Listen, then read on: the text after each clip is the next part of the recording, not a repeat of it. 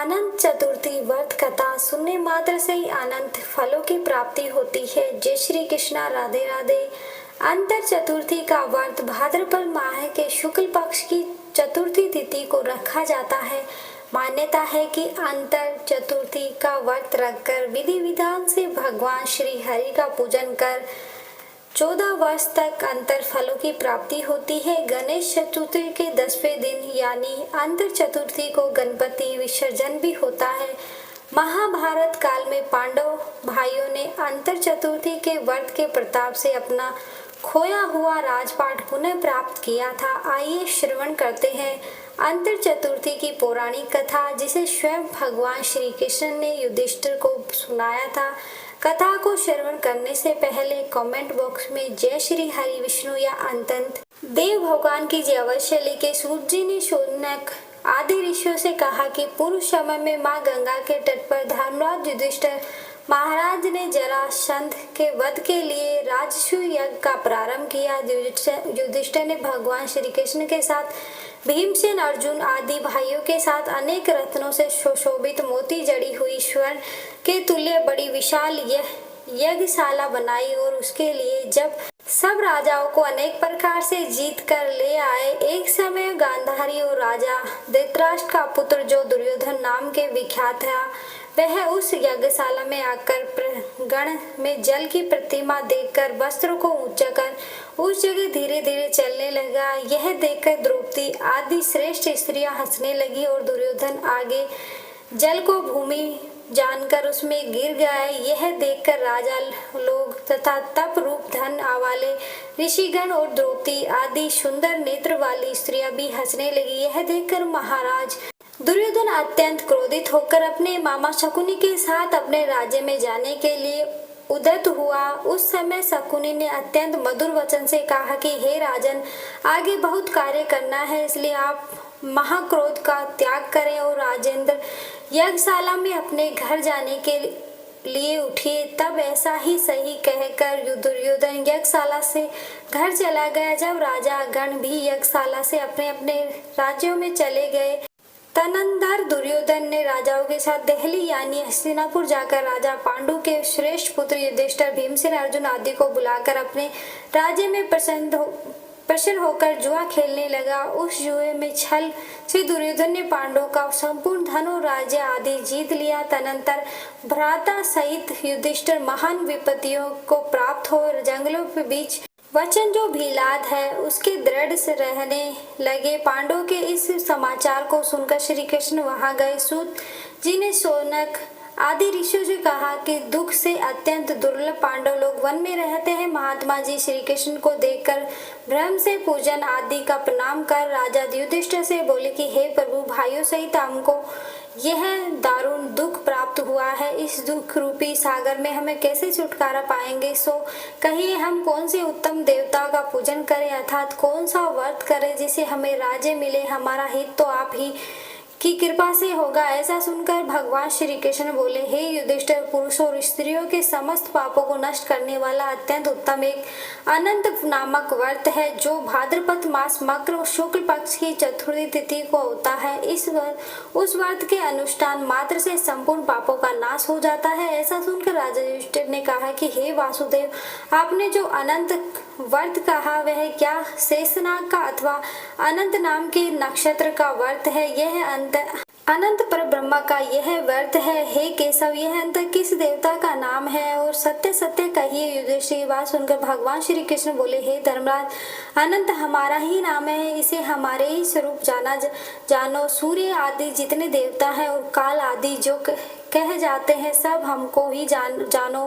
कला, कांड, मुहूर्त आदि दिन रात्रि तथा यह सब जितने शरीर वाले प्राणी हैं तथा पक्ष, मास, ऋतु, वर्ष, युवा और काल आदि का व्यवस्था सब मुझी को जाना। यह जो मैंने कला आदि कहा वह इस अनंत नाम से प्रसिद्ध है। मैं भूमि का भार अल्प करने के लिए इस कृष्ण नाम से अवतरित हूँ। दानवों का नाश तथा पुरुष साधुओं की रक्षा के निर्मित हूँ। मुझे वासुदेव के कुल में भी उत्पन्न जानो। आदि अंत मध्य जिसको नहीं, ऐसे श्री कृष्ण विष्णु शिव वैकुंठ सूर्य चंद्र सर्वत्र पर्याप्त ईश्वर मुझको ही जानो हे युधिष्ठिर, नहीं है उत्तम जिससे ऐसा स्वरूप जो योगी लोगों से ध्यान किया गया, वह संपूर्ण रूप वाले अंतन हम ही हैं जिन्हें 14 इंद्र, 8 वसु, 12 सूर्य, 11 रुद्र, 7 ऋषि, 7 समुद्र तथा वृक्ष आदि सहित संपूर्ण पर्वत हम ही को जानो, 27 नक्षत्र, 10 दिशा पृथ्वी, 7 पाताल तथा भूवात, 7 स्वर्ग, यह सब हम ही है। इस विषय में कुछ भी संदेह ना करो। ऐसा वचन सुनकर राधा युधिष्ठिर ने कहा, हे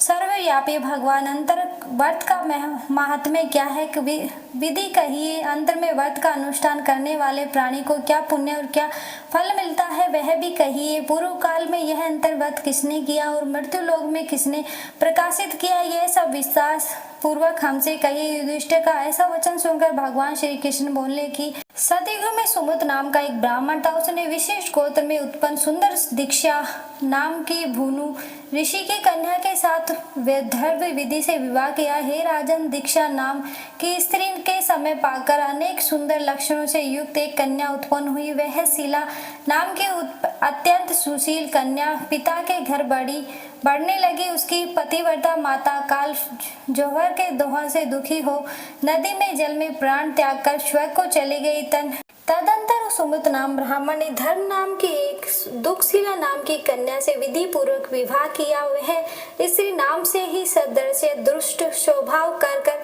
वचन बोलने वाली और बड़ी प्रचंड थी। वह शीला नाम की कन्या पिता के घर गृह कार्य करने में बड़ी चतुर थी। वह आंगन बाहर दरवाजे के ऊपर और दहली के ऊपर वास्तविक शंख कमल के नील सफेद और काले अंक प्रकार के चिन्हों को लिखकर देखा करती थी। उसके अंतर इसी तरह बहुत दिन बीतने पर कुमारावस्था को प्राप्त वह शीला पिता के घर में बड़ी मंगल देने वाली हुई। उसको देखकर पिता सोचने लगा कि हम यह कन्या पृथ्वी पर किस गुणवान वर को दे। ऐसा वचन वे दुखी हुए। उसी समय उत्तम वेद विज्ञान जानने वाले क्रोटिन्य नाम के मुनि कन्या के लिए आए। वे मुनि बोले कि तुम्हारी गुण युक्त कन्या से मैं विवाह करना चाहता हूँ। ऐसा सुनकर पिता ने शुभ दिन में ब्राह्मण के इंद्र तुल्य कौटिल्य मुनि को अपनी कन्या दे दी। श्री कृष्ण जी ने कहा, हे धर्मराज, सुमुत ने वेद विधान से उसका विवाह कर दिया। उस समय वहां पर स्त्रियां गीत गाने लगी और ब्राह्मण लोग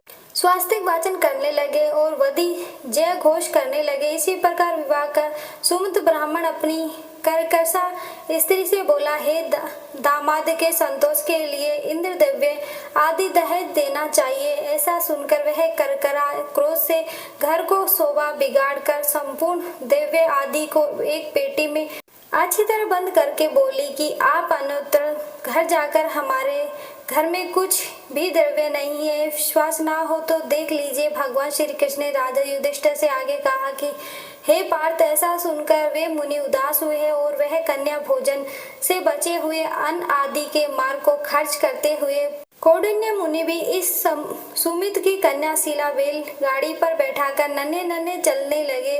जाते जाते पुण्य दायक यमुना नदी को देखकर उसके किनारे रथ खड़ा कर शिष्यों को नियुक्त कर वे स्नान ध्यान आदि करने गए। माध्यम में के समय भोजन का समय जानकर रथ से उतरकर नदी के किनारे उस शिला से लाल वस्त्र पहने हुए स्त्रियों को झुंड को देखा। उन स्त्रियों के समूह के चतुर्दशी के दिन श्री जनार्दन भगवान का पूजन करते हुए देखा। उसके पास जाकर शिला धीरे से पूछने लगी, लो तुम लोग ये क्या कर रही हो, इस व्रत का क्या नाम है? ऐसा सुनकर उन स्त्रियों ने कहा कि अंतरतः का व्रत है, हम अनंत भगवान को ही पूजते हैं। ऐसा सुनकर शिला बोली कि मैं भी यह उत्तम व्रत करूंगी। इस अनंत व्रत की क्या विधि है? यह व्रत किस प्रकार से है? इसमें क्या दान होता है? कौन से देवता का पूजन किया जाता है? वह सब मुझे कहो। ऐसा सुनकर वे स्त्रियां बोली कि हे शिले, उत्तम अन्न को प्रत्यंत मात्र यानी कि एक शेर लेकर मालपुआ आदि पकवान बनाकर आधा ब्राह्मण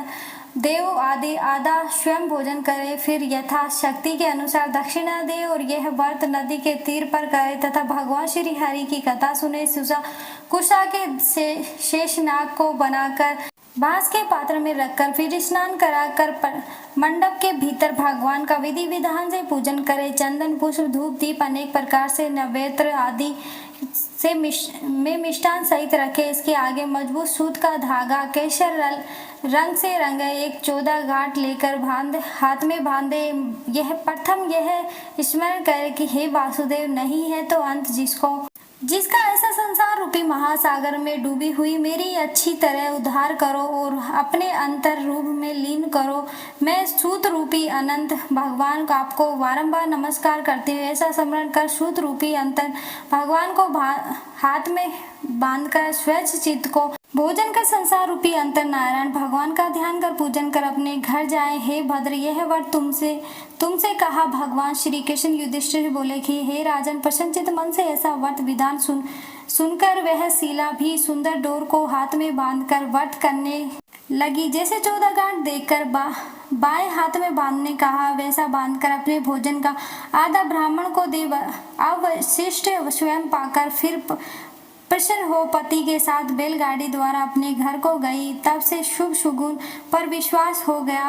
वह अंतर व्रत करने से गोधन और धन धान्य आदि से भरपूर घर हो गया और वह सोने से रथित मणियों और मोतियों के हारों से भूषण और अतिथि पूजन में सदैव व्याकुल रहती थी। सुख से रहकर वह मणि युक्त कर्णधरनी तथा मोतियों की मालाओं से अलकृत घर में पति के साथ उत्तम वस्त्र पहनकर सावित्री के समान शोभित होने लगी। एक दिन पति ने बैठे हुए शीला के हाथ पर बंधा हो सुंदर डोर देखा और शीला से बोले कि हे शीला, डोर क्या तूने मुझे वश में करने के लिए बांधा है? इसका कारण क्या है? ऐसा सुनकर वह शीला बोली, जिसके प्रसाद से संपूर्ण धन धान्य संपत्ति मनुष्य को मिलता है, वही ये अंतर हमने धारण किया है। भगवान श्री कृष्ण ने कहा कि लक्ष्मी के मंद में अंधा होकर शीला के ब्राह्मण पति के शीला के वचन को सुनकर उसके बाह के डोर को जल्दी से तोड़ दिया और अनंत कौन है ऐसा कहते हुए पाप कर्म करते हुए मुख से डोरा अग्नि को ज्वाला में डाल दिया। उधर शीला व्याकुल होकर हाहाकार करती हुई दौड़ी। उसने डोरों को लेकर दूध में डाल दिया। इसे पाप कर्म से उसकी वह लक्ष्मी नष्ट होने लगी। गो आदि ले गए, घर में आग लग गई, सब धन नष्ट हो गया। जिस तरह से धन आया इसी तरह कुटुंब में भी कलह होने लगी, भाइयों में लड़ाई होने लगी। अंतंत को फेंकने के पाप से उनके घर में दरिद्रता घुस गई। भगवान श्री कृष्ण ने आगे युधिष्ठिर से कहा कि हे युधिष्ठिर, उसके साथ संसार में कोई बातचीत नहीं करता। वह शरीर से अति सतवत हो गया और मन से ही दुखी रहने लगा। बड़े भारी दुख को पाकर कौंडिन्य मुनि ने अपनी पत्नी शीला से कहा कि हे शीला, एक उत्पन्न इस शोक के कारण मैं दुखी हो गया हूँ और मेरा धन नष्ट हो गया है। स्वजनों से सलह होती है और मुझसे कोई बात नहीं करता। शरीर से नित्य ज्वर आदि ताप रहता है। चित्त में बड़ा ही खेद होता है। इसका क्या कारण है? तुम जानती हो तो कहो, ऐसा क्या उपाय है जिसे मेरा भाग्य अच्छा हो सके? ऐसा सुनकर शीला ही है आभूषण जिसका जो सुंदर स्वभाव वाली है, पति से बोली, अंधन फेंकने के पाप कर्म से यह सब हुआ है। हे महाभाग्य, उसके लिए उपाय करे तब फिर सब ठीक हो जाएगा। ऐसा उसके कहने से ब्राह्मण मन में हरि भगवान का शरण में गए। उसके अंतर में कौंडिन्य मुनि खुद को प्राप्त हो वन में गए। वहां से उत्तम ब्राह्मण आयु का भ्रमण कर तप करने की इच्छा से उस परमेश्वर का ध्यान करते हुए सोचने लगे कि जिसके प्रसाद से मुझे धन आदि मिला, वैसे उसके अपमान करने से मैं निर्धन होकर कष्ट को प्राप्त हो गया। मुझे अतिशय दुख सुख देने वाला धनधार्य हुआ। ऐसा चिंतन करते हुए धन वन में घूमने लगे। वहीं पर कौंडिन्य मुनि ने एक आम का वृक्ष देखा। वह ऐसा था जिस पर एक भी पक्षी नहीं थे और करोड़ों कीड़े थे। उसने आम के वृक्ष से पूछा कि कहीं अंत भगवान को देखा हो तो है सौम्य कहो, मेरे चिंतन में अतिशय दुख हूँ। यह सुनकर वह आम का वृक्ष बोला कि हे ब्राह्मण, मैंने अंत भगवान को नहीं देखा। यह सुनकर वह दुखी होकर चल दिया। वह कर अंतर भगवान को कहा देखेंगे। ऐसे विचार करते हुए वन में घूमने लगे। इतने में बछड़े सहित गौ को देखा तो वन में मध्य में इधर उधर दौड़ रही थी। भगवान श्री कृष्ण ने कहा कि हे पांडव, वह ब्राह्मण गौ से बोला कि तुमने अंतर भगवान को देखा तो बताओ। उसके बाद गौ बोली, हे कौंडिन्य, मैं अंतर भगवान को नहीं जानती। इसके बाद आगे जाकर घास पर बैठे हुए वृषभ को देखकर उसने पूछा कि हे गोपा, तुमने अंतर भगवान को देखा है? बैल बोला, मैंने अंतर भगवान को नहीं देखा। उसके बाद आगे जाकर बड़ी सुंदरी दो पुष्पक मणि को देखा। उन बाल बलियों को जल उसमें से आते हुए अनेक प्रकार के कलहों करते हुए कमल कलह मुकुदी आदि फतों से युक्त होकर शोभायमान हो रहा था। भ्रमण हंस, चकोर, बगुला आदि पक्षियों से शोभित उस वाणी को देखकर ब्राह्मण ने उन दोनों पुष्पमणियों से पूछा कि तुम लोगों ने अंतर भगवान को कहीं देखा है? तो यह सुनकर दोनों पुष्पमणि बोली कि हे द्विज, हमने अंतर भगवान को कहीं नहीं देखा। आगे जाकर उसी तरह से एक हाथी और एक गधा देखा। उन दोनों से भी ब्राह्मण ने पूछा, क्या आप लोगों ने कहा अंतर भगवान को देखा? ऐसा पूछकर ब्राह्मण निराश हो उसी जगह बैठ गया। आगे भगवान श्री कृष्ण कहते, हे राजन, वह कौंडिन्य जीवन से निराश हो दर्भ बड़ा विकल होता हुआ बहुत गर्म उग्र स्वभाव लेकर भूमि पर गिर पड़ा। फिर वह ब्राह्मण होश में आते ही अंतर भगवान ऐसा कहते हुए उठकर चिंत में यह निश्चय करते हुए, अब मैं अपने प्राणों को त्याग दूंगा। भगवान श्री कृष्ण कहते हैं, हे दुष्टर, ऐसा सुनकर उस ब्राह्मण ने प्यान देने के लिए वृक्ष में फांसी लगा ली। उसी समय दयालु हृदय वाले अंतर भगवान ने प्रत्यक्ष हो गए और वृद्ध ब्राह्मण का रूप धारण करके बोले, यहाँ आओ, यहाँ आओ। यह कहकर उसने कौंडिन्य का हाथ पकड़कर एक गुफा में ले गए। उस गुफा में कौंडिन्य मुनि ने एक नगर देखा जिसमें सुंदरवान स्त्री पुरुष विद्वान थे और शुभदायक विद्या सिंहासन पर भगवान बैठे थे, जिसके अगल बगल शंख, चक्र, गदा, पद्म और गरुड़ शोभायमान हो रहे थे। कौतलभूर मणि धारण किए हुए, वरमाला आदि अनेक प्रकार के आभूषण धारण किए हुए विश्व रूपी अंतर भगवान को उस कौंडिन्य मुनि ने देखा। अतिशय प्रकाशमान स्वरूप वाले भगवान को देखकर उन्होंने उच्च स्वर में कहा, हे प्रभु, आपकी जय हो। ऐसा करते तथा प्रणाम कर बोले, हे नाथ, हे पुंडरीकाक्ष, हम पाप रूपी पाप कर्म करने वाले, हमारी आत्मा पाप रूपी है और हम पापी ही से उत्पन्न है। हम हमारी रक्षा करें और मेरे संपूर्ण पापों को हरने वाले उस मुनि से ऐसे वचन सुनकर अंतर्देव भी बड़े कोमल वचन से बोले, हे विपक्ष, मत डरो, जो तुम्हारे मन में हो निसंकोच होकर कहो। ऐसा सुनकर कौंडिन्य मुनि बोले, हे प्रभु, मैंने धन से उन्मत्त होकर अनंत का डोर तोड़ दिया। उस कर्म से मेरा धन नष्ट हो गया। घर में अपने कुटुंबियों कलह होती है, जिसके कारण मुझे कोई भी नहीं बोलता। इस तरह दुखी होकर आपके दर्शन की इच्छा से मैं वनों में भटक रहा हूँ। हे देवेंद्र, आपने मुझ पर कृपा कर अपने दर्शन दिए। अब मुझे यह दया करके अपने पापों की शांति का उपाय कहिए। श्री कृष्ण कहते हैं, हे युधिष्ठिर, भक्ति से संपन्न हो देवता क्या नहीं करते? ब्राह्मण कैसे वचन सुनकर अंतर भगवान कहते हैं, कौंडिन्य मुनि, तुम विलंब मत करो, अपने घर जाओ और भक्ति से 14 वर्ष तक अंतन का व्रत करो। इससे संपूर्ण पापों का छुटकारा, पुत्र पौत्र उत्पन्न कर, इच्छुक भोगों को भोग कर उत्तम सिद्धि को प्राप्त करो। अंत में मेरा स्मरण कर मुझको बिना संदेह प्राप्त कर सकोगे। हम संपूर्ण लोकी के कल्याण के लिए तुम्हें वरदान देते हैं। यह अनंत व्रत आदि श्रेष्ठ आख्यान और कल्याण करने वाला है। जो प्राणी अनंत चतुर्दशी का व्रत करके इस कथा को सुनेगा, वह शीघ्र ही समस्त पापों से छुटकारा परम गति को प्राप्त होगा। अनंत देव ने कहा, हे ब्राह्मण, मेरे पास जिस मार्ग से तुम यहाँ आए हो उसी मार्ग से तुम जल्दी घर जाओ। ऐसा सुनकर कौंडिन्य मुनि ने कहा, स्वामी, मैं जो पूछता हूँ उसे बताइए। जंगल में घूमते घूमते मैंने कुछ कौतिक देखा है। जगत गुरु, वह आम का वृक्ष कौन था? वह वृषक कौन था? वह कमल कुमुद कलहाय वह शोभित कौन था? इस बड़े जंगल में मैंने 2 पुष्पमणि देखी, वे सो क्या थी? वह गधा कौन था? वह हाथी कौन था?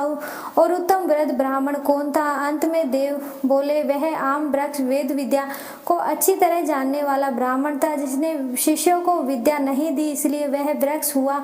जो गो देखी थी वह बीज को खाने वाली पृथ्वी थी, और जो भाग वह वृषक देखा था वह सत्य नारायण धर्म था, और धर्म अधर्म आदि जो कुछ भी परम स्पर्श देती है और लेती रहती है, तथा वेद पाठ करने वाले ब्राह्मणों को नहीं दिया, भिक्षु को कभी भिक्षा नहीं दी, उस पाप कर्म से दोनों का जल आपस से इधर और उधर होता है। गधा जो देखा वह क्रोध था, और वह जो हाथी था वह अभिमान रहा, वह ब्राह्मण जो वह आनंद में है जो गुफा रही, वही कठिन संसार अंतत देव। ऐसा बताते हैं कि जिस जगह अंतर ध्यान हो गए वह सब स्वपन में समान देखकर उस जगह से मुनि अपने घर को आए और 14 वर्ष तक अनंत व्रत किया। जैसे अनंत देव ने कहा वह सब सुख भोगकर अंत में वह अंतर्देव को स्मरण करते हुए अंतरलोक में चले गए। हे राजन ऋषि, तुम भी यह कथा सुनो और व्रत करो। जिस प्रकार ब्राह्मण को 14 वर्ष का फल प्राप्त हुआ, उसमें तुमको भी उसी तरह अंतदेव की कृपा से सब इच्छुक वस्तुएं एक ही वर्ष में कथा सुनकर व्रत करने से प्राप्त हो जाएंगी। हे राजन, व्रतों के उत्तम व्रत मैंने कहा है, जिसको सुनकर सभी प्राणियों को पापों से छूट जाते हैं अर्थात मुक्त हो जाते हैं, इसमें संदेह नहीं है, और हरि चरणों को प्राप्त होते हैं। हे गुरुकुल में उत्पन्न युधिष्ठिर, जो शुद्ध विचार करने वाले प्राणी संसार रूपी गुफा में सुख से फिरते की इच्छा करते हैं, वे तीनों लोगों में स्वामी अंतर्देव का पूजन कर डोरी को दाहिने हाथ में बांधते हैं। बोली श्री अंतर्देव भगवान जय श्री। इसी प्रकार से यह व्रत कथा संपूर्ण हुई।